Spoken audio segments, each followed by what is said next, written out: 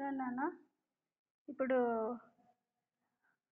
Endocrine glands గురించి start చేద్దాము. Already కొంచెం చెప్పుకున్నాం కదా. అది చూడండి, ఫస్ట్ ఎండోక్రైన్ గ్లాండ్స్ గురించి అంటే ఏవి, అవి ఎక్కడ ఉంటాయి, వాటి ఫంక్షన్ ఏంటి, అవి మన బాడీలో ఎలాంటి రిలీజ్ అయిన దానివల్ల మన బాడీలో ఎలాంటి చేంజెస్ వస్తాయి, ఇట్లా ఫస్ట్ ఇంట్రొడక్షన్ చూద్దామా. ఫస్ట్ చూడండి ద కెమికల్ సబ్స్టాన్స్ వినిపించలేదా? ఇప్పుడు నేను ఆన్లోనే పెట్టానే, ఇంక వినిపిస్తుందిలే చూడు. వినిపిస్తుందమ్మా?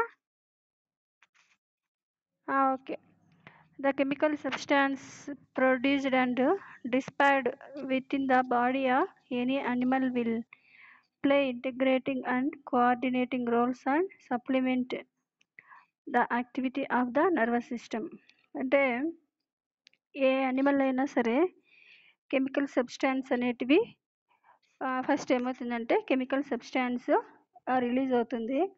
అది ఆ కెమికల్ సబ్స్టాన్స్ ఏమవుతుంది, బాడీ అంతా డిస్పాచ్ అవుతుంది, అది ట్రాన్స్ఫర్ అవుతుందమ్మా. ఈ ట్రాన్స్ఫర్ అయిన తర్వాత బాడీలో కోఆర్డినేటింగ్ రోల్ అనేది ఈ chemical substance main important role చేస్తుంది. అలాగే నర్వస్ సిస్టమ్ కూడా యాక్టివిటీని ఇది ఏ విధంగా డిస్పాచ్ చేయాలా, ఈ ట్రాన్స్పోర్ట్ ఆఫ్ కెమికల్ సబ్స్టాన్స్ వీటన్నిటిని కూడా నర్వస్ సిస్టమ్ అనేది కంట్రోల్ చేస్తూ ఉంటుంది. నర్వస్ సిస్టమ్ ప్లస్ అలాగే కెమికల్ సబ్స్టాన్స్ ఇవి రెండు కూడా మెయిన్ ఏం చేస్తాయి అంటే కోఆర్డినేట్ చేస్తూ ఉంటాయి బాడీలో. ఓకేనా? అంటే such chemical substance are called as chemical coordinators. The main coordinators are the hormones. ఓకేనా? మెయిన్ కోఆర్డినేటర్స్ ఏవి? Hormones. In all vertebrates, two types of glands are present which secretes chemical substance. They are exocrine and ductless or endocrine or ductless glands.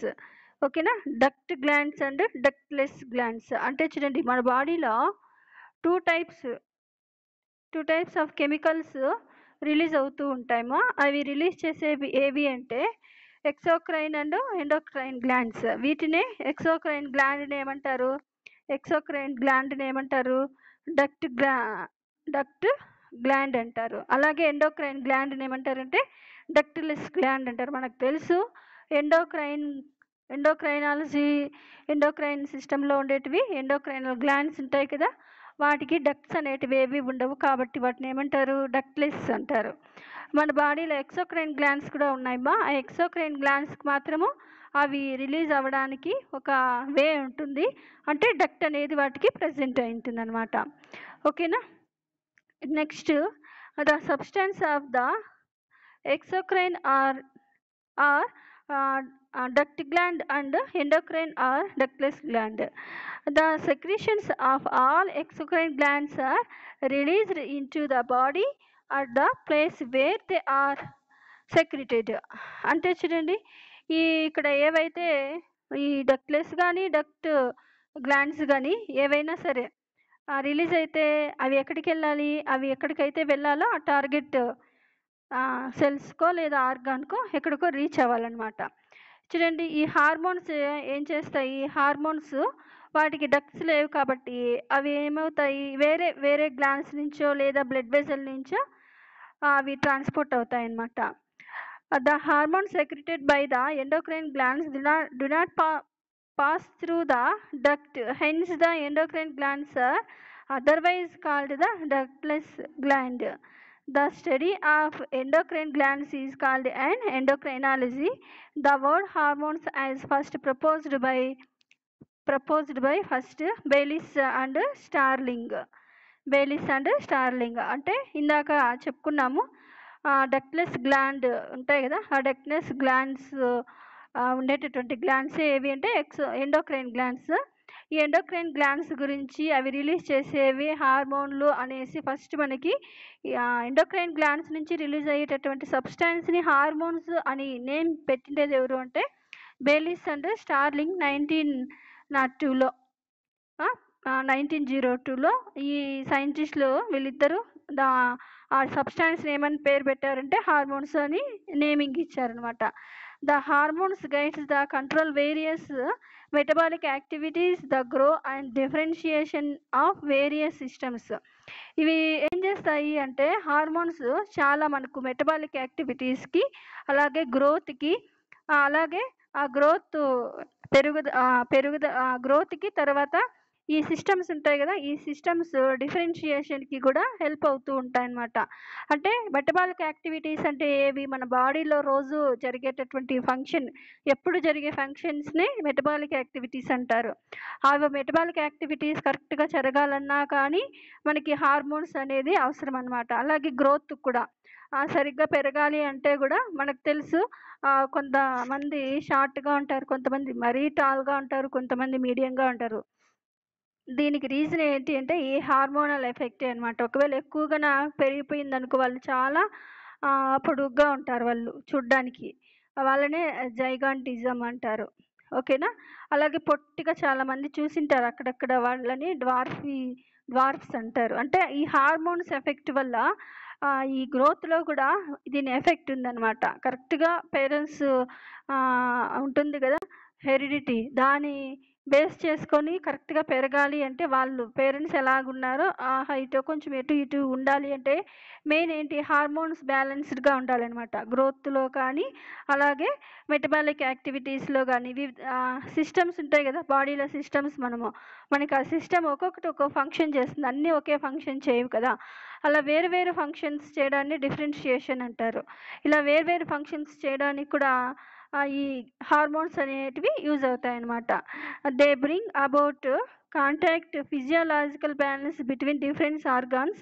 The nervous system and the endocrine system are responsible to maintain coordination between various systems in the animal body. Hence, the two systems together called as integrated system. In the integrated system, the endocrine system cannot influence the organ as rapidly as the nervous system does. Hormones are only biocatalysts which are required in small quantities, and they do not participate in biological reactions. Hence the hormones are otherwise called as automones or autokines. Hormones are secreted in organs present at definite place in the animal body, but their action is elsewhere. The hormones are released into the blood stream and carry information to or messages to the target organ. అంటే ఇందాక మనం చెప్పుకున్నాం కదా ఏమని, ఈ systems ఉంటాయనేసి, ఆ systems differentiation అంటే అవి వేరే వేరే ఫంక్షన్ చేయాలంటే కూడా ఒక్కొక్కటి ఒక్కో ఫంక్షన్ చేస్తుంది కదా. అలా చేయాలంటే కూడా హార్మోన్స్ అనేది చాలా అవసరం అన్నమాట. అలాగే ఏవైనా టూ సిస్టమ్స్ కలిసి ఏమవుతాయి, అదే ఇంటిగ్రేటెడ్ సిస్టమ్ అంటారనమాట. ఏవైనా టూ సిస్టమ్స్ కలిసి ఒకేసారి గన పనిచేస్తే అలాంటి దాన్ని ఏమంటారంటే ఇంటిగ్రేటెడ్ సిస్టమ్ అంటారు. ఓకేనా. ఈ హార్మోన్స్ అనేవి ఆటోకాయిడ్స్ అంటే ఈ ఉత్ప్రేరకాలు, తెలుగులో అయితే ఆటోకాయిడ్స్ అంటే ఏమని అర్థం, ఆటోకాయిడ్స్ అంటే ఏదైనా సరే యాక్షన్లో ఇవి ఉండవు, కానీ యాక్షన్ అంతా జరిపేటివి మాత్రమే ఇవే అని అర్థం అనమాట. ఇవి తక్కువ మాలిక్యులర్ అంటే చాలా తక్కువ అమౌంట్లో రిలీజ్ అవుతాయమ్మా. ఇవి బయోకెమికల్ రియాక్షన్స్లో ఇవి మెయిన్ రోల్ అనమాట వీటికి. కాబట్టి హార్మోన్స్ని ఏమన్నారంటే ఆటోమోన్స్ లేదా ఆటోకాయిడ్స్ అని కూడా అంటారమ్మా. ఈ అనిమల్ ఉంది కదా, అనిమల్ బాడీలో ఒక ప్లేస్లో అది ప్రొడ్యూస్ అవుతుంది, అంటే కదా ఎండోక్రైన్ గ్లాండ్స్లో అది ప్రొడ్యూస్ అవుతుంది. ఎక్కడికైతే వెళ్ళాలో అక్కడికి ట్రాన్స్ఫర్ అవుతుంది. ఆ ట్రాన్స్ఫర్ అవ్వడానికి కూడా దేంతో ట్రాన్స్ఫర్ అవుతుంది అంటే వీటికి డక్ట్స్ లేవు కాబట్టి ఏదో ఒక వేరే వెజల్స్లో నుంచి వెళ్ళాలి అది. అదే మనకు ఉండేటటువంటి బ్లడ్ వెజల్స్ ఉన్నాయి కదా, ఆ బ్లడ్ వెజల్స్ నుంచి ఎక్కడికైతే వెళ్ళాలి, టార్గెట్ టిష్యూ, టార్గెట్ ఆర్గాను ఏదో ఒకటి ఉంటుంది కదా, అక్కడికి ఇవి వెళ్ళాలన్నమాట. ఆ మెసేజ్ని తీసుకెళ్ళి వెళ్ళాలన్నమాట. ఒక హార్మోన్ ఏదైనా సరే హార్మోను ఆ బ్లడ్ సిస్టమ్ ఉంది కదా, సర్క్యులేటరీ సిస్టమ్, దీని నుంచి కావలసినటువంటి టార్గెట్ ఆర్గాన్లోకి వెళ్ళి లోపలికి వెళ్ళేసి ఏదైనా సరే ఏ ఫంక్షన్కి అయితే ఆర్గాన్కి వెళ్ళిందో ఆ ఫంక్షన్ జరిగేలాగా చూస్తుంది అనమాట ఈ హార్మోన్స్ అనేవి. ఓకేనా. The organs are those where hormones action takes place. The physiological activities like growth, reproduction, temperature and sexual dimorphism are regulated by hormones. They maintain mainly the internal environment or homeostasis by messages.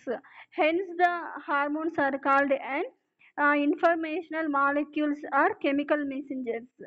Hormones may be defined as a chemical substance manufactured and or secreted by a local group of specialized cells and enter the bloodstream and regulates the activity to distant spots or tissues of the same individual. అంటే చూడండి, ఈ hormones ఏం చేస్తాయి, ఇవి ఏవో ఒక action తీసుకుంటాయి కదా టార్గెట్ టిష్యూ దగ్గర కానీ ఆర్గాన్స్ దగ్గర కానీ ఆ ఫిజియోలాజికల్ యాక్టివిటీస్ అయినటువంటివి ఏవి అంటే growth, reproduction, temperature, sexual dimorphism, ఇవన్నీ కూడా హార్మోన్స్ ఏం చేస్తాయంటే బ్యాలెన్స్ చేస్తాయన్నమాట. అంటే మనం మేలా ఫిమేలా అని కూడా నిర్ణయించటంలో హార్మోన్స్ కొద్ది వరకు రోల్ ఉంటుందమ్మా. అలాగే body growth, reproductive systems develop అవ్వడము, అలాగే ఓమ్స్ స్పెమ్స్ రిలీజ్ అయ్యి ఫర్టిలైజేషన్ అవ్వడము, ఎంబ్రియో ఫీటస్ బాగా పెరగడము, ఇవంతా కూడా కరెక్ట్గా జరగాలి అంటే హార్మోన్స్ రోలు చాలా ఉంది. ఓకేనా. ఇవి మెసేజెస్ని ఏవైనా సరే తీసుకెళ్ళి ఎక్కడికైతే వెళ్ళాలో అక్కడికి ట్రాన్స్ఫర్ చేస్తాయి అనమాట. ఎక్కడికి వెళ్తాయి జనరల్గా, ఏదో ఒక ఆర్గాన్కో, అంతే కదా, ఏదో ఒక ఆర్గాన్కి తీసుకెళ్తాయి కదా. అలా తీసుకెళ్ళేసి మెయిన్ ఏదన్నా స్పెషల్గా ఉండేటటువంటి సెల్స్ నుంచి ఇవి ఏమవుతాయి, సెల్స్ నుంచే కదా రిలీజ్ అవుతాయి. సెల్స్ అంటే గ్లాండ్స్, ఆ గ్లాండ్ అంటే సెల్స్తోనే కదా బిల్డ్ అయి ఉంటుంది. ఆ గ్లాండ్ నుంచి రిలీజ్ అయ్యి ఏది ఫంక్షన్ చేయించాలో ఆ ఫంక్షన్ని జరిగేలాగా ఇవి టార్గెట్ సెల్స్లోకి వెళ్ళి అక్కడ వాటి ఫంక్షన్ కంప్లీట్ చేసేలాగా చూస్తాయన్నమాట. నెక్స్ట్ చూడండి, properties of functions of hormones. అంటే ఈ హార్మోన్స్ ప్రాపర్టీస్ ఏంటి, అవి ఏ ఫంక్షన్స్ చేస్తాయి, అసలు బాడీలో ఉన్నాయి కానీ ఏవేవి ఉన్నాయి, ఎందుకున్నాయి, అవి చేసేటటువంటి ఫంక్షన్స్ ఏంటి అనే దాని గురించి ఇప్పుడు చూద్దాము. ఫస్ట్ చూడండి, hormones are produced in very small quantities by the endocrine glands. అంటే వెరీ స్మాల్ క్వాంటిటీస్ అంటే చాలా తక్కువ క్వాంటిటీలో రిలీజ్ అవుతాయి.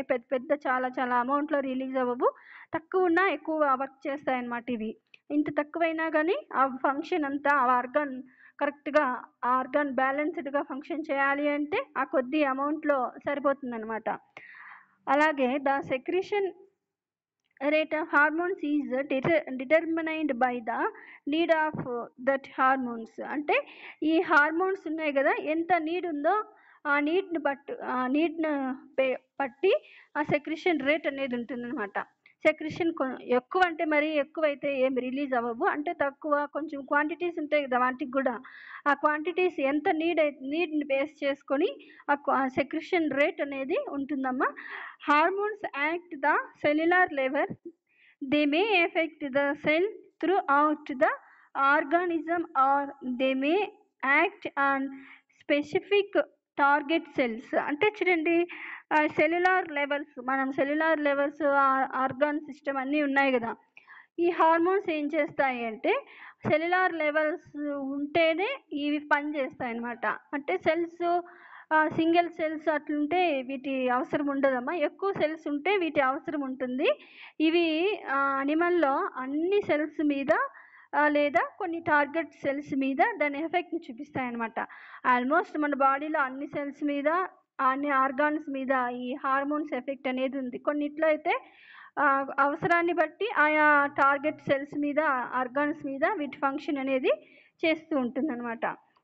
నెక్స్ట్ చూడండి, they initiate the biochemical reactions. ఏం చేస్తాయి, ఇవి ఇనిషియేట్ చేస్తాయి, బయోకెమికల్ రియాక్షన్స్ని ఇనిషియేట్ చేస్తాయి అన్నమాట.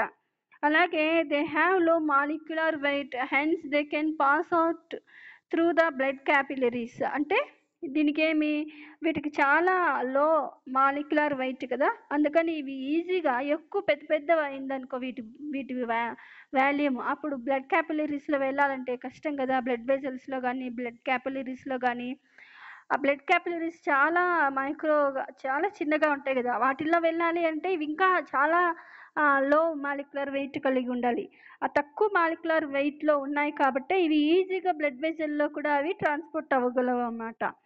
Next they are soluble in water since they are drained with blood. అంటే ఇవి ఈజీగా వాటర్లో డిజాల్వ్ అవుతాయి, అలాగే ఈజీగా బ్లడ్తో పాటు ఇవి ట్రాన్స్పోర్ట్ అవుతాయి. ఓకేనా. అలాగే they have no cumulative effect. As soon as their function is over, they are readily destroyed or become inactive or excreted out. అంటే చూడండి, ఇవి ఏం చేస్తాయి అంటే ఇవి క్యుములేటివ్ ఎఫెక్ట్, అంటే ఇవి వీటికి క్యుములేటివ్ ఎఫెక్ట్ అనేది ఉండదు. అంటే చాలా కలిసి ఒకే చోట పనిచేయడం అనేది తక్కువగా ఉంటుందన్నమాట.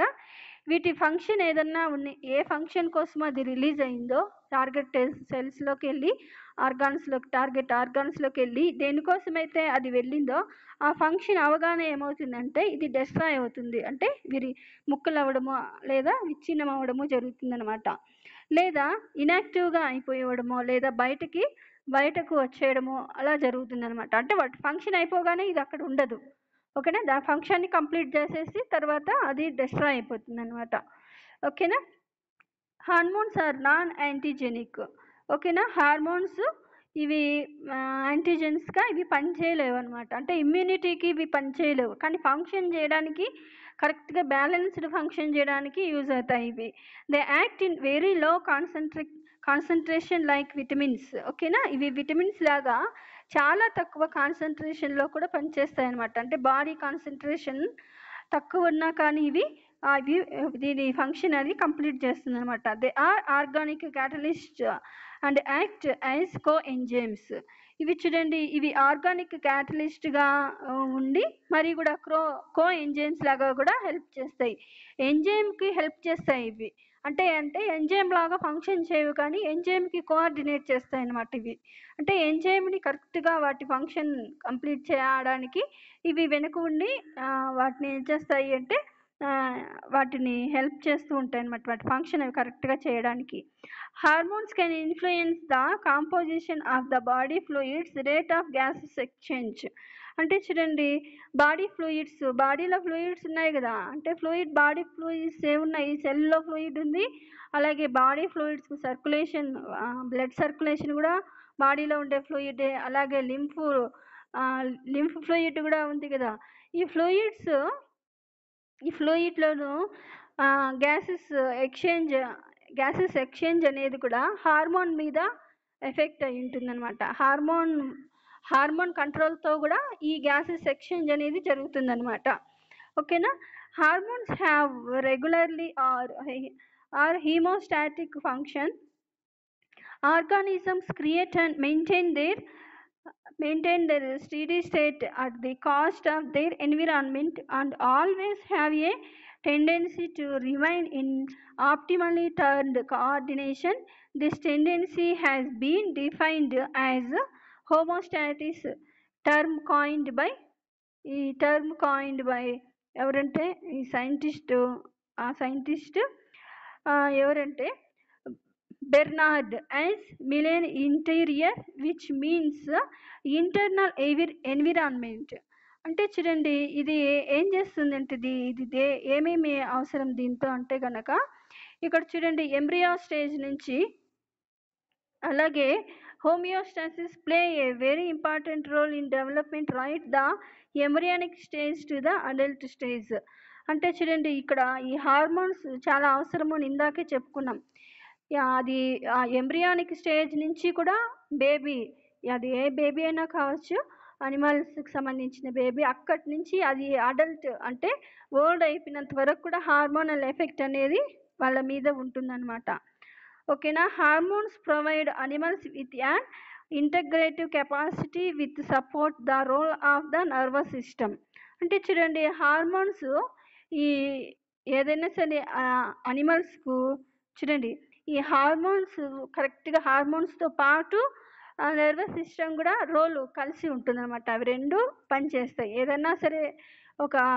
ఏదైనా ఒక సిస్టమ్ ఫంక్షన్ జరగాలి అంటే హార్మోన్స్ ప్లస్ అలాగే నర్వస్ సిస్టమ్ ఈ రెండు కోఆర్డినేషన్ అనేది చాలా అవసరం. అలాగే చూడండి next certain hormones require the presence of another hormones for the expression of the cavity at the cellular level చూడండి ఈ హార్మోన్స్ ఎప్పుడైనా ఏదైనా సరే ఈ సెల్స్ మీద వాటి ఫంక్షన్ చేస్తుందనుకో అప్పుడు ఏమవుతుంది నర్వస్ సిస్టమ్ కూడా చాలా అవసరము అని ఇందాక చెప్పుకున్నాం. ఈ టూ సిస్టమ్స్ ఉండేటటువంటి ఆ రిలేషన్ని ఏమంటారంటే ఈ రిలేషన్ని న్యూరో ఎండోక్రైనాలజీ అంటారు. అంటే nervous system plus endocrine system రెండు కలిసి పనిచేస్తాయి కాబట్టి ఈ రెండు దాన్ని కలిపి ఏమంటారంటే న్యూరో ఎండోక్రైనాలజీ అంటారు అనమాట దీన్ని. ఓకేనా, న్యూరో ఎండోక్రైనాలజీ అంటారు. Next biochemical classification of hormones. ఓకేనా, బయోకెమికల్ క్లాసిఫికేషన్ ఆఫ్ హార్మోన్స్ యొక్క బయోకెమికల్ నేచర్ని బేస్ చేసుకునేసి హార్మోన్స్ని క్లాసిఫై చేశారమ్మా. చూడండి depending upon the chemical structure hormones are classified into 4 types. ఓకేనా, దీన్ని 4 typesగా డివైడ్ చేశారు. బయోకెమికల్స్ని బేస్ చేసుకొని ఈ హార్మోన్స్ని ఫోర్గా క్లాసిఫైడ్ చేశారు 4 typesగా. ఫస్ట్ చూడండి peptide hormones, steroid hormones, biogenic amines and అయోడినేటెడ్ amino acids. ఇట్లా 4 typesగా డివైడ్ చేశారు. ఏంటి first peptide hormones, steroid hormones, biogenic amines అలాగే అయోడినేటెడ్ అమైనో యాసిడ్స్. ఇలా 4 typesగా డివైడ్ చేశారు హార్మోన్స్ని. ఒక్కొక్క దాని గురించి చూద్దాము. చూడండి ఇది ఫస్ట్ వన్ చూడండి పెప్టైడ్ హార్మోన్స్. చూడండి they are made up of proteins or peptides. For example parathormone, thyroid gland, prolactin, insulin, relaxin. అంటే చూడండి ఇవి ప్రోటీన్స్ లేదంటే పెప్టైడ్స్తో ఫామ్ అవుతాయి ఇలాంటి peptide hormones. For example parathormone, thyroid gland, prolactin, insulin, relaxin ఇవన్నీ కూడా పెప్టైడ్ హార్మోన్సే. నెక్స్ట్ చూడండి steroid hormones. These are made up of steroids secreted by adrenal cortex, ovaries and testis. అంటే చూడండి ఇవి స్టీరాయిడ్స్తో ఫామ్ అయింటుందమ్మా. ఇది కార్టెక్స్ అంటే అడ్రినల్ కార్టెక్స్, ఓవరీస్, టెస్టిస్ నుంచి రిలీజ్ అవుతాయి ఈ హార్మోన్స్. అలాగే చూడండి biochemical amines. These are divided from amino acids. Example melatonin, adrenaline. అంటే చూడండి ఇవి అమైనో యాసిడ్స్ వీటిని ప్రొడ్యూస్ చేస్తాయి. అమైనో యాసిడ్స్ ఇలాంటి హార్మోన్స్ని ఏవి ప్రొడ్యూస్ చేస్తాయి అంటే amino acids. For example melatonin, adrenaline. Next last one iodinated amino acids. For example thyroxine. దీనికి ఎగ్జాంపుల్ ఏంటి అంటే థైరాక్సిన్. ఓకేనా, ఇలా బయోకెమికల్ నేచర్ని బేస్ చేసుకొని హార్మోన్స్ని ఇలా 4 typesగా డివైడ్ చేశారు. 4 types ఏవంటే peptide hormones, steroid hormones, biogenic amines, అయోడినేటెడ్ amino acids. ఓకేనా, అయోడినేటెడ్ అమైనో యాసిడ్స్. ఏమ్మా క్లాస్ ఉందా మీకు? మేడం లింక్ పెట్టారా?